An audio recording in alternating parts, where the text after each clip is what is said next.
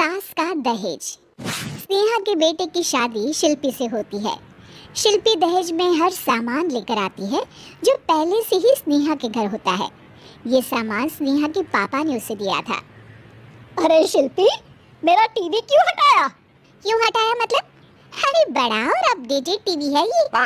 स्नेहा को गुस्सा आता है और वो शिल्पी के बड़े टीवी के बगल में अपने पुराने जमाने का टीवी भी रख देती है।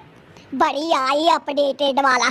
अरे बहुत सारी तेरी जैसी बहुओं को जानती हूँ मैं, जो घर से लाए सामान का रौब दिखाती है। ये ना समझ के हम भिखारी हैं। देख ले, हमारे पास भी टीवी है। ओहो, जो करना है वो करो। कोई मेहमान आएगा तो हंसेगा कि एक ही जगह दो दो टीवी। हंसने दे, दुनिया भी तो देखे कि सिर्फ तू नहीं, मैं भी दहेज लेकर आई थी। अब यही हाल हर सामान का हो जाता है। ड्राइंग रूम में एक साथ दो तरह के सोफे रखे होते हैं, एक नया आलीशान तो एक पुराना लकड़ी का। शिल्पी स्नेहा की इस आदत से काफी दुखी हो जाती है। एक टीवी पर रामायण चलती है तो बगल की टीवी में फिल्मी गाने, किसी को किसी की आवाज भी सुनाई ना पड़े वैसे। घर के दूसरे सदस्य भी सास बहू की इस आदत से परेशान हो जाते हैं। एक दिन स्नेहा की बहन उसके घर आती है और घर का नज़ारा देखकर हैरान हो जाती है।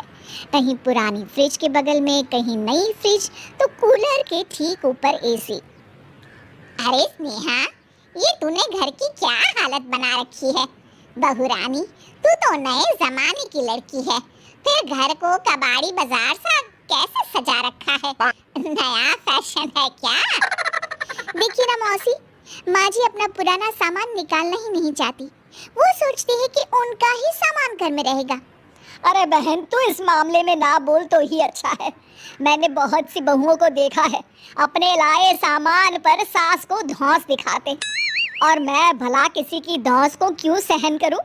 मेरे पास तो सारा सामान है, और वैसे भी क्या कहते हैं, ओल्ड इज गोल्ड। अब क्या था, शिल्पी ये सुनते ही भड़कती है और जोर जोर से चिल्लाने लगती है। वाह माँ जी वाह, जरा अपना सोफा तो देखिए, ऐसा लग रहा है खुदाई से निकला है लकड़ी का। और मेरा सोफा देखिए कैसे लेदर की चमक और गुदगुदा सा है। अरे आपका तो पुराना धुराना सा है। शिल्पी देख, मेरे पिताजी ने जो दिया है वो उनकी निशानी है, उसके बारे में मत बोल। तू तेरा सामान ले जाकर अपने कमरे में रख ले। क्यों क्यों?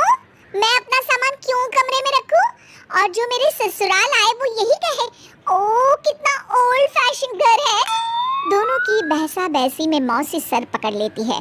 तुम दोनों जब देखो तब लड़ती रहती हो। मैं तो चली किचन में बादाम का शरबत बनाने। सुन, बादाम का सिलबट्टा जो मेरी माँ ने दिया था उसमें पीस लेना।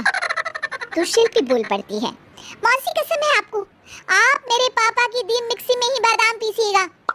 खैर, मौसी तो जाती है किचन में, लेकिन ड्राइंग रूम में सास बहू की बहसा बहसी जारी रहती है। तभी शिल्पी को गुस्सा आ जाता है और वो अपने पापा के दिए सोफे पर जाकर जोर से बैठती है, लेकिन तभी सोफा जोर से आवाज कर टूट जाता है। हे भगवान, ये क्या हुआ? ये सोफा कैसे टूट गया? बेटा, अब समझ में आया ओल्ड इज गोल्ड क्यों कहा जाता है। टूट गया ना तेरा सोफा। तभी किचन से जोर से आवाज आती है और मौसी काली पीली होकर किचन से बाहर निकलती हैं। शिल्पी, तुम्हारी कसम के चक्कर में मैंने बादाम के लिए मिक्सी का उपयोग किया था, लेकिन जैसे ही प्लग ऑन किया, अरे मेरा ये हाल हो गया। और भरोसा करो आजकल की चीजों पर।